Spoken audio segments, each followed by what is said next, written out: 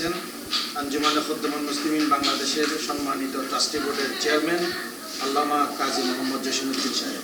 22তম ঐতিহাসিক পবিত্র দরসুল কুরআন মাহফিল উপলক্ষে সংবাদ সম্মেলন করছে 2025 মাহফিল প্রস্তুতি কমিটি।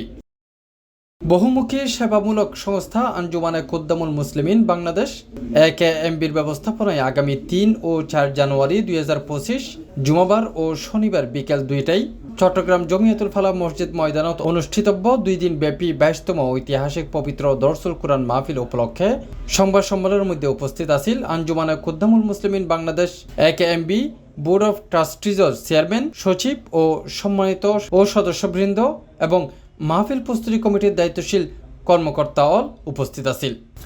সংবাদ সম্মেলনত মাহফিল সম্পর্কে বিস্তারিত তুলে ধরে 22তম পবিত্র দরসুল কুরআন মাহফিল প্রস্তুতি কমিটি 2025-এর সচিব মোহাম্মদ ওয়াহিদ মুরাদ। ঐতিহাসিক পবিত্র দরসুল কুরআন মাহফিল উপলক্ষে সংবাদ সম্মেলন।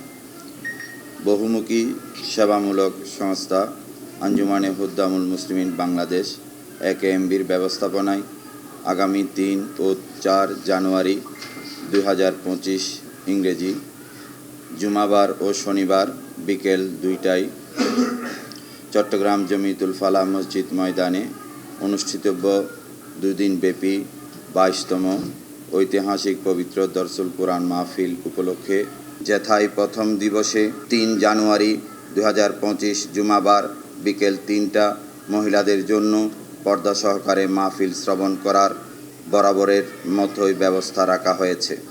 পাশাপাশি শিশুদের মেধা ও মননশীলতার বিকাশে 4 জানুয়ারি 2025 ইংরেজি সকাল 8টায় রয়েছে শিশু কিশোর সমাবেশ ও সাংস্কৃতিক অনুষ্ঠান। অতঃপর বিকেল 2টা থেকে শুরু হবে মূল দরস।